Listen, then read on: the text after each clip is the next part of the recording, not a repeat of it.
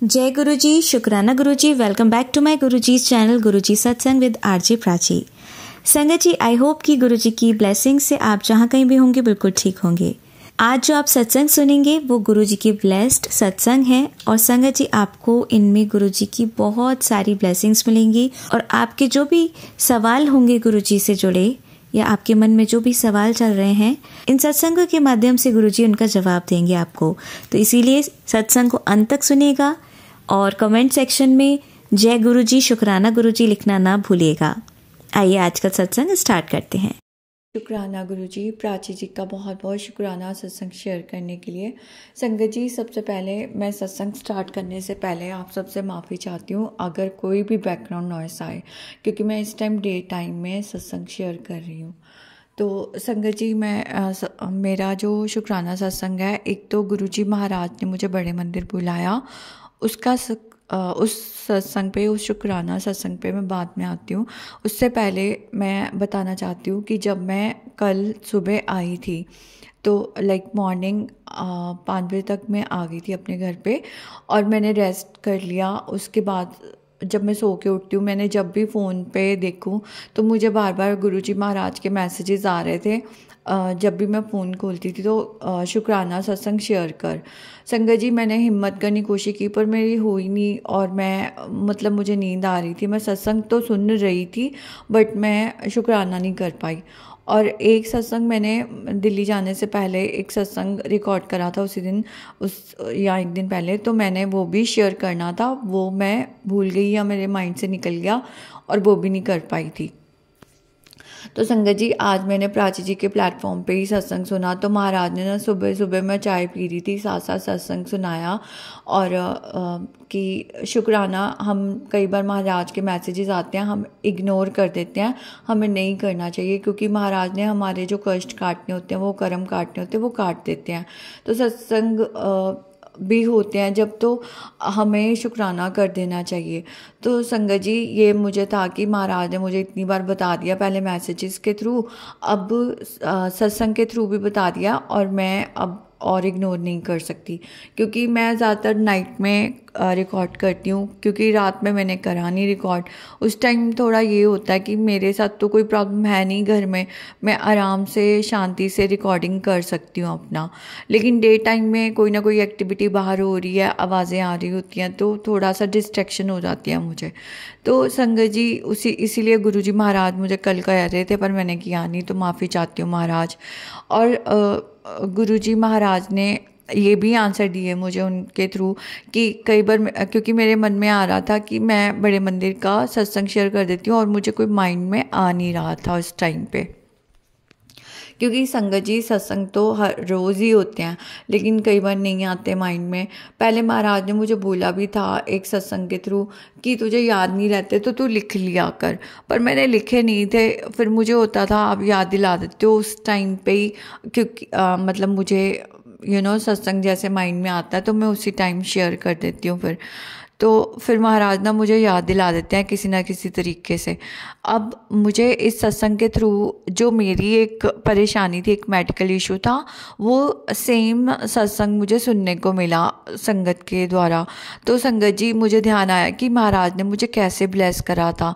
और दूसरा सत्संग उन्होंने मुझे और आंसर भी दिए सब रूप से रिलेटेड, जो कि सत्संग मैंने शेयर नहीं करा था डिटेल में, क्योंकि मुझे था कि मैं किसी को जज तो नहीं कर रही हूँ, क्योंकि हर इंसान का ये तो है नहीं कि मैं उससे श्रेष्ठ हूँ, मुझे ज़्यादा नॉलेज है, तो मैं इसलिए वो शेयर नहीं करा था कि वो घमंड वाली बात हो जाती कि हम ज़्यादा नॉलेजेबल हैं, तो मैंने इसलिए शेयर नहीं करा था।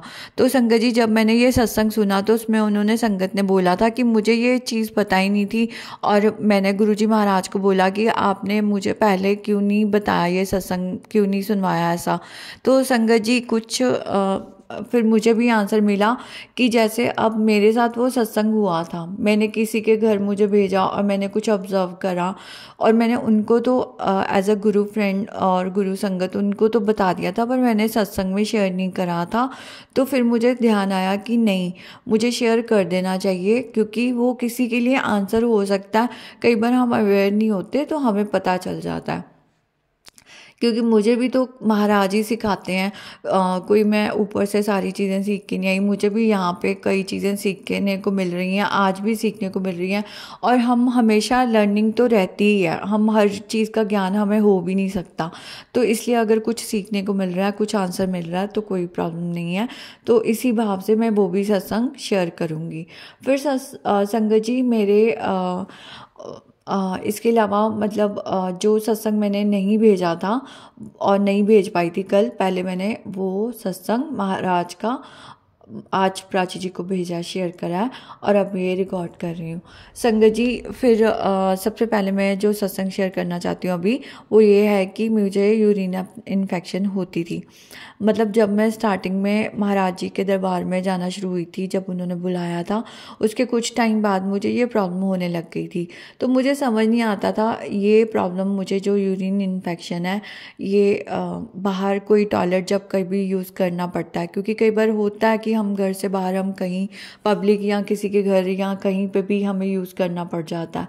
तो क्या उस वजह से हो जाता है या खाने पीने में प्रॉब्लम है इस वजह से, तो मुझे रीज़न समझ तो नहीं आ रहा था संगत जी। लेकिन ना अब कोई कर्म कटा रहे हैं कुछ मुझे नहीं पता था।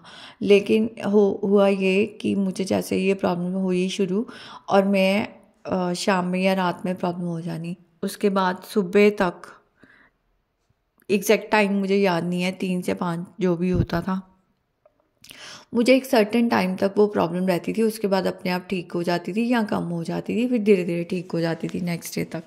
तो संगत जी पहले तो मैं बहुत परेशान होती थी कि ये क्या है। अब मैं वीक को मतलब मुझे हर 1 मिनट में जाना पड़ता था वॉशरूम। तो मैं बहुत शायद बर्निंग होना या ये और प्रॉब्लम होना कुछ ऐसे होता था। तो मुझे फिर जब मैं मतलब ऐसी जल प्रसाद पीना या महाराज का सत्संग सुन लेना, शब्द गुरबानी सुन लेना रात में, तो ऐसे करके मैं लगी रहती थी कि किसी तरह से मेरी प्रॉब्लम ठीक हो जाए। फिर संगत जी उन्होंने मुझे एक रास्ता दिखाया, वो ये था कि मैंने सामने मेरी एक्सटेंडेड जो फैमिली है मेरी फ्रेंड, तो मैंने उससे बात करी। ऐसे ऐसे मैं रात भर सो नहीं पाई थी तब। ये सत्संग संगत जी मेरा काफ़ी टाइम हो चुका है, साल से ऊपर हो गया, उससे भी ज़्यादा ही हो गया होगा, 2 साल से शायद। मुझे एग्जैक्ट टाइम और डेट ईयर याद नहीं है, लेकिन ये जो हुआ था मैं आपको बता रही हूँ। तो उसमें ये था संगत जी, मुझे महाराज ने ना सत्संग भी सुनवाया था एक फिजिकल टाइम की संगत का, कि वो किसी को नहीं उन्होंने बता रखा था, उनके हस्बैंड को ही पता था कि उन्हें यूरिन प्रॉब्लम है। और उनका कैसे महाराज ने उनको ब्लेस करके ठीक करा था। और जब वो आई थी मत्था टेकने, शुक्राना करने, तो महाराज ने पूरे संगत में उनको बोला था, यूरिन को पंजाबी वर्ड में बोलते हुए उन्होंने बोला था कि अपना इधर सत्संग शेयर कर। तो उन्होंने उस टाइम पे वो सत्संग बताया था, शेयर करा था। तो संगत जी महाराज ने ना मुझे वो सत्संग सुना देते थे। और इसके अलावा फिर मैंने जैसे बताया, मैं दोबारा उस पर आ रही हूँ कि मैंने अपनी एक्सटेंडेड फैमिली में जो मेरी फ्रेंड है उससे शेयर करा। उसने मुझे बताया कि उसको भी प्रॉब्लम होती थी और उसको वो एक चैरिटेबल हॉस्पिटल में दिखाती है, या किसी जो भी डॉक्टर होते हैं जो उसे समझदार डॉक्टर उसे लगते थे, तो उसने वो बात कर रखी थी कि ऐसे प्रॉब्लम हो जाती है। उसने एक मेडिसिन लिखवा रखी थी। तो संगत जी उसने ना वो लिक्विड मेडिसिन होती थी, जो उसके ड्रॉप्स लेने होते थे कुछ, उसने मुझे वो दी। और संगत जी वो इतनी इफेक्टिव थी, क्योंकि महाराज ने करना तो ठीक तो उन्होंने ही होता, पर वो कहते हैं कि दवाई अपना काम करेगी, मैं अपना काम करूँगा। तो संगत जी उन्होंने ना मुझे मैंने वो मेडिसिन ली, वो लिक्विड जो ड्रॉप्स लेना शुरू किया, और मुझे बहुत जल्दी आराम आ जाता था। मतलब मैं 2-3 बार लेती थी, मैं आराम पड़ जाता था। ऑफकोर्स करने वाले महाराज हैं। संगत जी ऐसे ना मुझे कुछ कुछ दिनों में ये प्रॉब्लम होती थी। तो एक तो मैं पानी पीना ज़्यादा शुरू कर देती थी, जैसे ही महाराज के मैसेज आते थे कि पानी ज़्यादा पिया कर, मैं फिर वो भी पीना शुरू कर देती थी। डाइट अपनी सही करनी शुरू की मैंने। और इसके अलावा फिर संगत जी उसके बाद भी मुझे 2-3 बार प्रॉब्लम हुई। और एक बार फिर से मुझे सेम सत्संग आया, लेकिन मैंने पूरा नहीं सुना, क्योंकि जब वो सुनाने लगे उस सत्संग में पहले जो सत्संग था कुछ और था, उसके बाद वो वाला सत्संग था। तो मुझे लगा मैंने ये तो सुना हुआ, मैंने बंद कर दिया था संगत जी। और फिर मुझे महाराज ने दोबारा सुनाया और उस दिन मुझे वो प्रॉब्लम हुई थी। तो फिर मुझे ये पता चला था कि रिपीटेड सत्संग आते हैं तो सुन लिया करो, क्योंकि वो दोबारा कष्ट ठीक करने के लिए ही होता। तो ये सत्संग मैंने बताया भी हुआ है कि रिपीटेड अगर आ रहा है तो सुन लेना चाहिए। तो संगत जी फिर मैंने ना वो सुनना शुरू किया, और मुझे जितनी बार भी प्रॉब्लम होती थी तो मैं ये अगर मेरे सामने आ रहा है सत्संग में सुन लेती थी, मैं ठीक हो जाती थी। और प्लस में वो मेडिसिन भी ले लेती थी।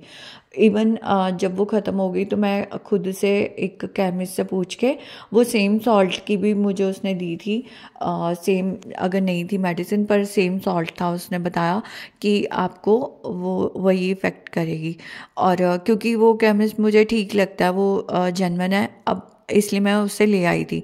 तो संगत जी मैंने मेरे कोई फालतू डॉक्टर के खर्चे नहीं हुए, कुछ नहीं हुआ। महाराज ने मुझे घर बैठे बैठे सारी चीज़ें बता दी। वैसे तो ऐसे नहीं करना चाहिए, जहाँ पे थोड़ा सा चाहे चैरिटेबल हॉस्पिटल हो चाहे गवर्नमेंट है, कुछ भी है, किसी भी डॉक्टर जो समझदार है उससे दिखा के मेडिसिन ले लेनी चाहिए। पर महाराज ने मुझे जैसे कहते हैं ना एक मन में भाव डाला था, तो मैंने उसी हिसाब से फिर मैंने कि आगे आगे चलती रही और मुझे वो मेडिसिन इफ़ेक्ट कर जाती थी। मैं महाराज का नाम लेके पी लेती थी जितने भी ड्रॉप्स होते थे। तो संगत जी वो मुझे इफ़ेक्ट कर जाती थी। और अगर जैसे मुझे कुछ घंटे 7-8 घंटे या 9 घंटे कितने भी कुछ भी टाइम मुझे अगर वो झेलनी पड़ी है प्रॉब्लम, फिर धीरे धीरे ठीक हो जाती थी। तो संगत जी पेशेंस भी धीरे धीरे महाराज ही लाए मेरे अंदर, कि मैं फिर उनको ज़्यादा तंग नहीं करती थी कि जैसे पहले मैं बिल्कुल शुरू हो जाती थी कि नहीं अभी ठीक करो अभी ठीक करो, क्योंकि महाराज कष्ट कटा रहे होते हैं और पता नहीं कौन सा कष्ट हमारा, कौन सी हमारी क्लींजिंग कर रहे हैं अंदर से। अगर मैं उनको बार बार मना करूँगी तो वो क्लींजिंग हो नहीं पाएगी फिर। तो संगत जी शुक्राना महाराज का, उन्होंने बहुत हिम्मत दी और वो चीज़ें मेरी उन्होंने आराम से निकलवा दी। क्योंकि उसके बाद उस टाइम तो लगता था कितनी बड़ी मुश्किल है, कितनी बड़ी प्रॉब्लम है मेरे लिए, लेकिन संगत जी उसके बाद जब लाइफ सही हो जाती है, आराम आ जाता है, तो ऐसे लगता है कि अच्छा मैं उस चीज़ से भी निकल आई थी। महाराज ने कितने आराम से मुझे निकाल दिया, कभी सत्संग सुना के, कभी गुरबानी सुना के, कभी मेडिसिन खिला के। तो शुक्राना अनंतम अनंतम शुक्राना महाराज का। और संगत जी उसके बाद से ना मैं ध्यान भी रखती हूँ। अब जैसे अब मैं मुझे महाराज ने अभी कुछ टाइम पहले मैं मेरी गुरु संगत फ्रेंड है, तो हम लोग जैसे जाते हैं बड़े मंदिर, तो हम साथ में जैसे गए हैं। अब संगत जी वहाँ पे बहुत सारी संगत होती है, क्योंकि 50 या 50+ संगत जा रही है साथ में। और क्योंकि जहाँ पे हम रुक रहे हैं फ्रेश होने के लिए, वहाँ पे और भी लोग होते हैं फ्रेश होने आते हैं। अब हम लोग ना वहाँ पे मुझे उन्होंने एक ऑनलाइन कुछ उन्होंने मंगवाया हुआ है स्प्रे, जो कि हम जहाँ पे सिटिंग एरिया होता है फ्लश पे, उस पे स्प्रे कर देते हैं, ताकि जो हाइजीन का इशू है वो सॉल्व हो जाए। क्योंकि कोई भी जर्म्स है तो वो बैक्टीरियाज हमें जर्म्स वो नुकसान ना करें। तो संगत जी उन्होंने मुझे बताया और मुझे फिर वो चीज़ सही लगी। और अभी भी वो मेरे साथ गई थी तो हमने ऐसे ही किया था, वो भी जाने से पहले स्प्रे कर लेती हैं और मैं भी कर लेती हूँ। और अगर थोड़ा सा क्लीन भी करना पड़ता है मुझे कई बार, कई बार तो वहाँ पे क्लीन करने के लिए होते हैं, कई बार वो नहीं होते, इतनी सारी संगत आई होती है तो वो एक एक संगत के बाद एक एक के जाने के बाद तो क्लीन करेंगे नहीं, बट ऑब्वियस है। तो संगत जी क्योंकि अब बार बार लोग जा रहे हैं तो मैं थोड़ा सा ध्यान रखती हूँ। मैं पहले डिटेल में कई चीज़ें नहीं बताती थी, मुझे लगता था कि नहीं, पर मैं अब शेयर कर रही हूँ क्योंकि पता नहीं होता, कई बार हम वो गलतियाँ कर रहे होते हैं तो हमें भी आंसर मिल जाते हैं। तो इसलिए मैं पूरा ही शेयर कर रही हूँ आपको कि मैं क्या करती हूँ।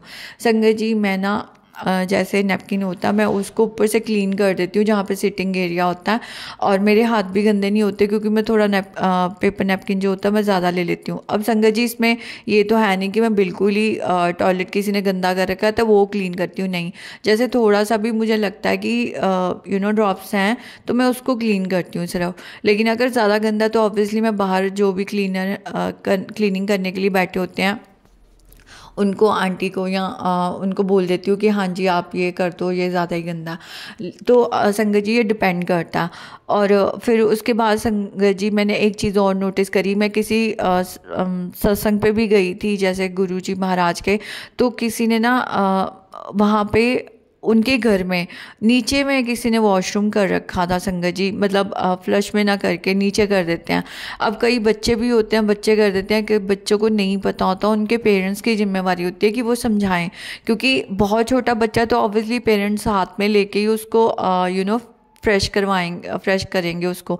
लेकिन अगर थोड़ा बच्चा बैठने लायक है तो उसको या तो पेरेंट्स की जिम्मेवारी होनी चाहिए कि वो बच्चे को समझाएं और बच्चों को बोलें कि किस तरह से ये बेसिक मैनर्स और हाइजीन भी है, ना सिर्फ दूसरों के लिए बल्कि अपने लिए भी।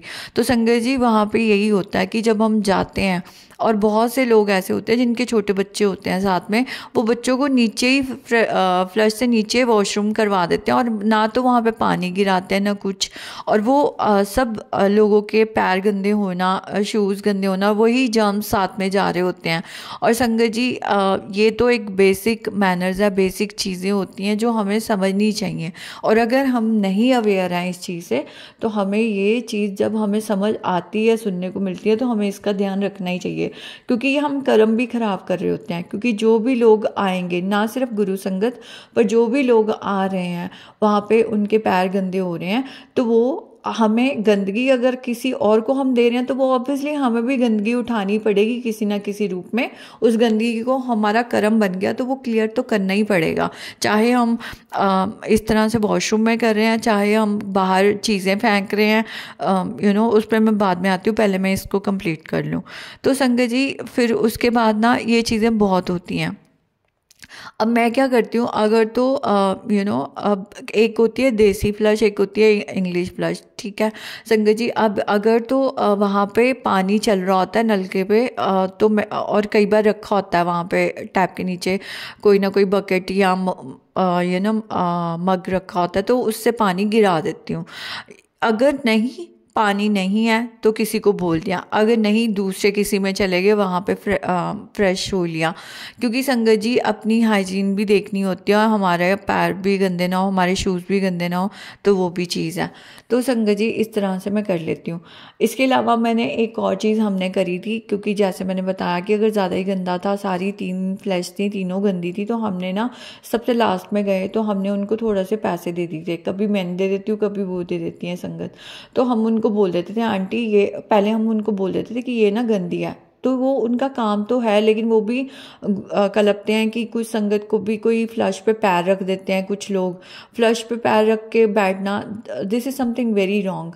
तो और इतना इतना गंदा कर देना ठीक है, उनका काम है, लेकिन कुछ चीज़ें होती हैं कि हमें थोड़ा सा ढंग से काम करना चाहिए। अगर हमें कोई फैसिलिटी मिली है वहाँ पे फ्री में यूज़ करने के लिए, तो हम उसका सही तरीके से यूज़ करेंगे। ये नहीं है कि उनका काम है, स्वीपर है तो उसका काम है सफाई करना, तो इसका मतलब ये नहीं है कि हम इस तरह का गंद डाल दें जो कि हम भी नहीं देख सकते। और कभी जो लेडीज़ होती हैं जैसे वो अपना जो वेस्टेज मटेरियल होता है तो वो ऐसे फेंक देना बिना उसको रैप करे किसी पेपर में। अब किसी की मजबूरी है कि नहीं है तो वो समथिंग एल्स है, लेकिन वहाँ पे टिश्यू पेपर होते हैं उसमें रैप करके फेंक सकते हैं। ये मैंने कंपनीज़ में भी नोट किया, इतनी बड़ी बड़ी कंपनीज़ में इतनी बड़ी बड़ी सैलरीज लेते हुए मैनेजर लेवल के लोगों की या इतनी अच्छे से अपने को हम चमका के रखना बाहर से, लेकिन हम ये बेसिक चीज़ों का ध्यान ही नहीं देते। हम इसी तरह फेंक देना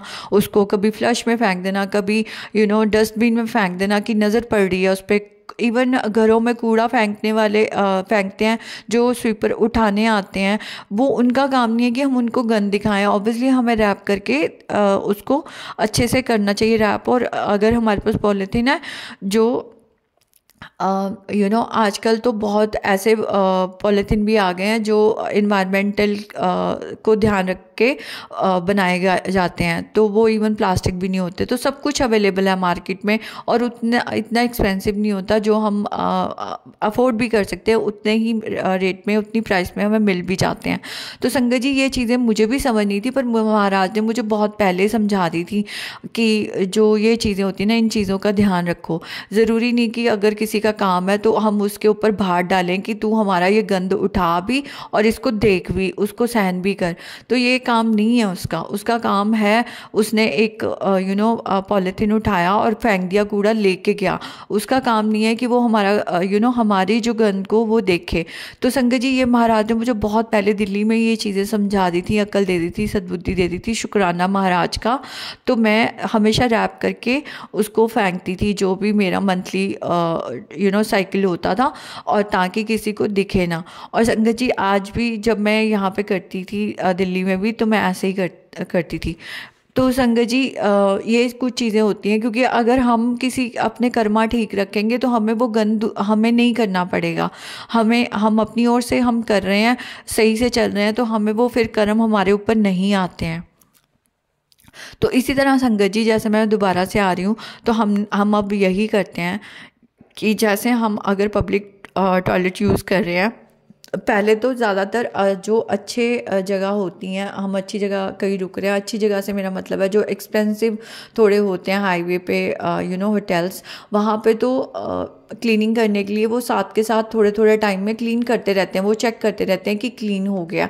लेकिन संगत जी कुछ जगह होती हैं जो ज़्यादा एक्सपेंसिव नहीं होती, वहाँ पे जो क्लीन करने के लिए होती हैं लेडीज़, वो थोड़ी देर बाहर रुक जाती हैं, क्योंकि अगर 20-25 संगत है या 50 संगत है, वो जब चली जाती है थोड़ी सी रह जाती है, फिर बाद में बीच बीच में वो 10-15 मिनट में देख लेते हैं और क्लीन कर देते हैं।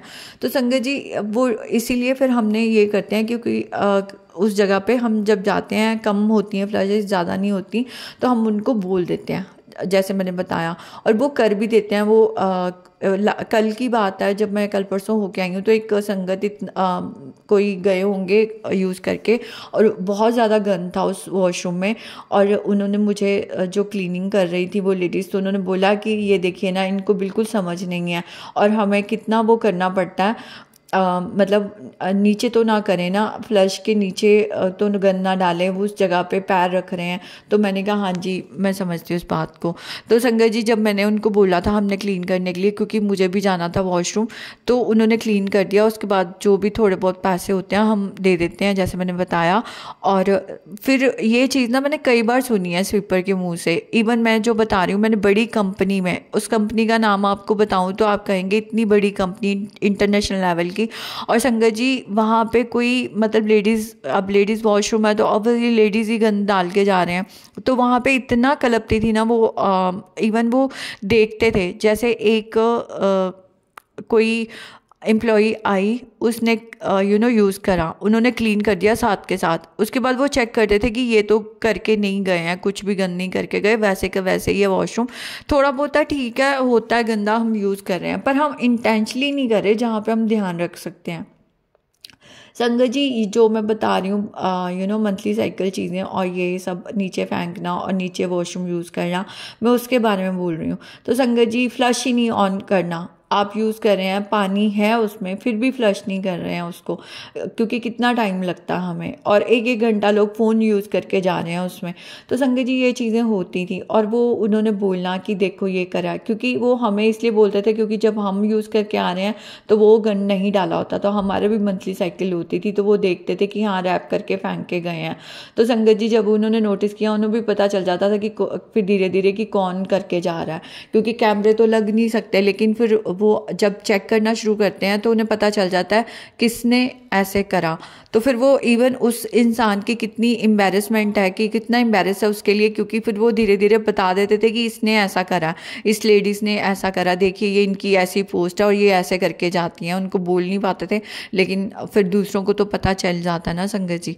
तो ऐसे ही फिर चीज़ें हमें ध्यान रखनी चाहिए, ये महाराज ने बताया। तो शुक्राना महाराज का।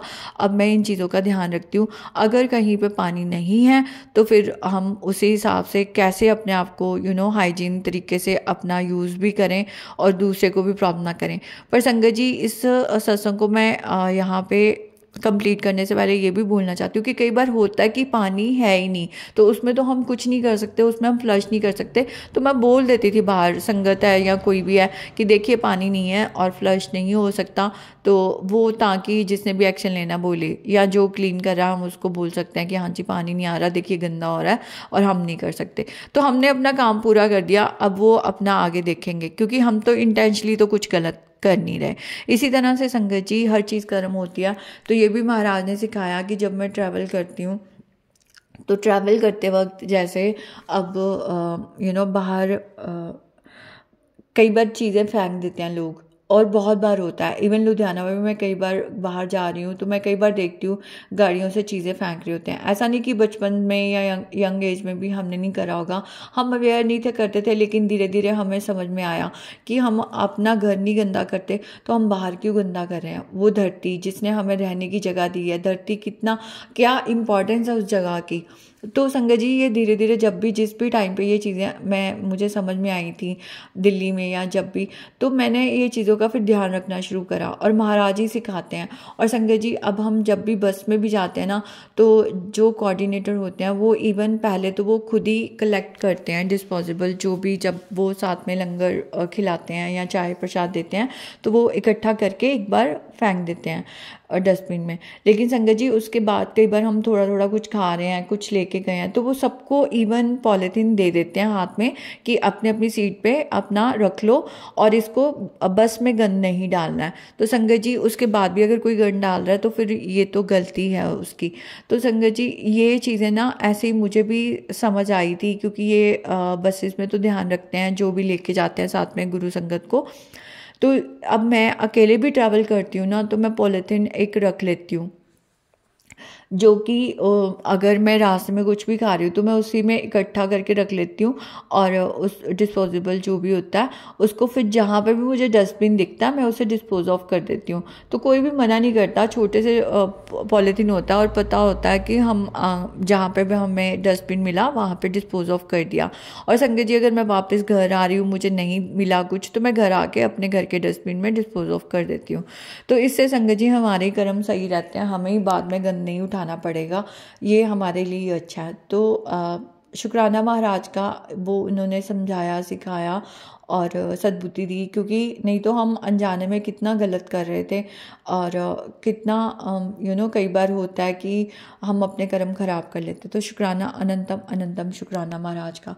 दूसरा सत्संग मैं शेयर कर रही हूँ संगत जी, जो महाराज ने मुझे दिल्ली दरबार बुलाया। महाराज ने बहुत रास्ते में, क्योंकि जब हम जाते हैं तो कह के जाते हैं महाराज साथ में चलना, और संगत जी यकीन मानिए महाराज कदम कदम पे जब जा रही होती हूँ ना, तो महाराज कदम कदम पे रास्ते में भी अपने साइन देते जाते हैं, और वो ऐसे ऐसे साइन होते हैं कि मतलब कैसे ये हो सकता है, पर वो होता है संगत जी, वो महाराज ही कर सकते हैं। महाराज अपना किसी न किसी रूप में अपना प्रेजेंस दिखाते हैं कि मैं तुम्हारे साथ हूँ। तो शुक्राना अनंतम अनंतम शुक्राना महाराज का। संगत जी एक चीज़ मेरे साथ ये हुई वहाँ पे बड़े मंदिर में, कि जब लंगर प्रसाद करना था तो नीचे बिठाया महाराज ने, कई बार पिछली बार भी नीचे बैठे थे, तो खैर उसमें तो कोई फ़र्क नहीं है। महाराज का जहाँ पर भी लंगर प्रसाद मिल रहा है वो ब्लेस्ड प्रसाद है, और जिसके साथ वो बिठाते हैं। तो संगत जी जब मेरी बारी आई तो मैं ना थोड़ा सा कंफ्यूज हो गई, क्योंकि कभी इधर और कभी दूसरी लाइन में बिठा रहे थे, तो मैं ना एक लाइन से फिर थोड़ा आगे आई, और जब मैं आई और संगत जी मैं आगे बैठी, अब वहाँ पे ना 3 लोग बैठे थे मेरे सामने साइड पे, और एक इधर मेरी साइड पे थे।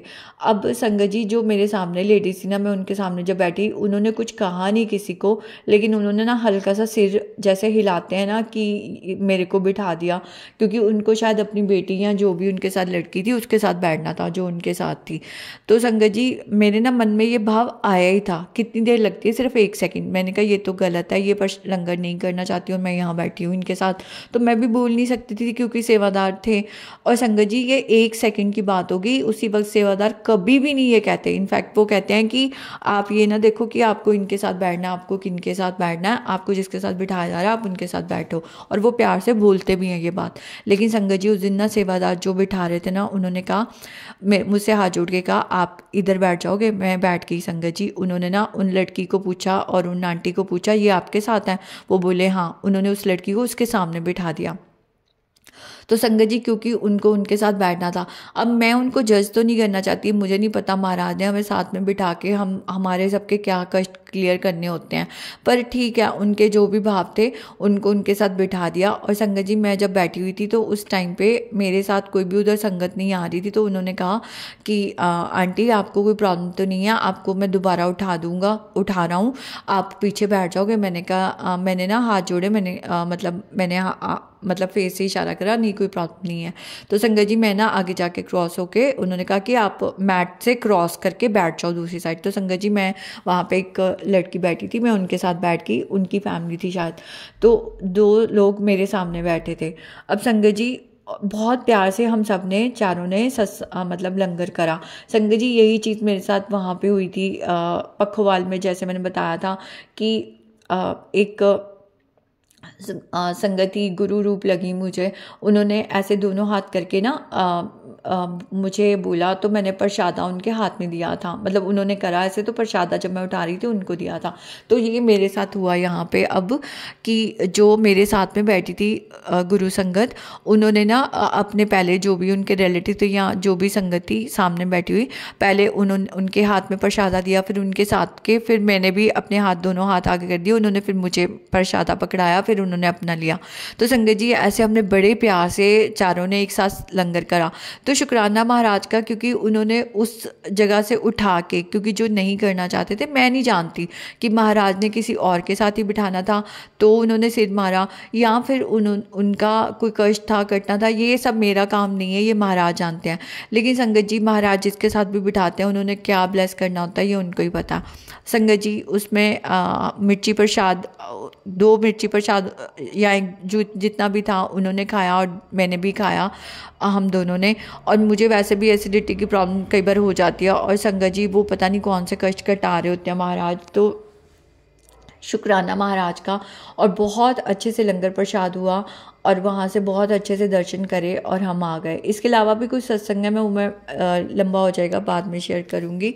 तो शुक्राना अनंतम अनंतम शुक्राना महाराज का, इतने प्यारे दर्शन करवाने के लिए, बहुत प्यारे दर्शन करवाए और लंगर प्रसाद कराने के लिए। शुक्राना सत्संग आपका मैं आज यहीं विराम करती हूँ, और शुक्राना संगत जी आपका भी। जय गुरु जी। आंटी जी बहुत ही प्यारे और ब्लेस्ड सत्संग थे आपके, और मैं गुरु जी से अरदास करूंगी कि वो आपके ऊपर और आपकी फैमिली के ऊपर अपनी रहमतें यूं ही बरसाते रहें। और जो भी संगत इस सत्संग को सुन रही है, या जिन्होंने सुना या जिन्होंने नहीं भी सुना, सभी को गुरु जी ब्लेस करें, ऐसा मैं चाहूंगी। तो संगत जी इसी के साथ मैं ये कहना चाहूंगी कि अगर आपका भी कोई सत्संग आप संगत जी के साथ शेयर करना चाहते हैं तो आप मुझे मेरे व्हाट्सएप नंबर पर लिखकर या ईमेल आईडी पर लिखकर या बोलकर क्लियर ऑडियो भेज सकते हैं, और गुरु जी की कृपा से आपका सत्संग भी संगत जी के साथ जरूर शेयर किया जाएगा। अब अंत में मैं गुरु जी का मंत्र जाप करना चाहूंगी। ओम नमः शिवाय, शिव जी सदा सहाय। ओम नमः शिवाय, गुरु जी सदा सहाय। ओम नमः शिवाय, शिव जी सदा सहाय। ओम नमः शिवाय, गुरु जी सदा सहाय। ओम नमः शिवाय, शिव जी सदा सहाय। ओम नमः शिवाय, गुरु जी सदा सहाय। जय गुरु जी। शुक्राना गुरु जी। अनंतम अनंतम शुक्र।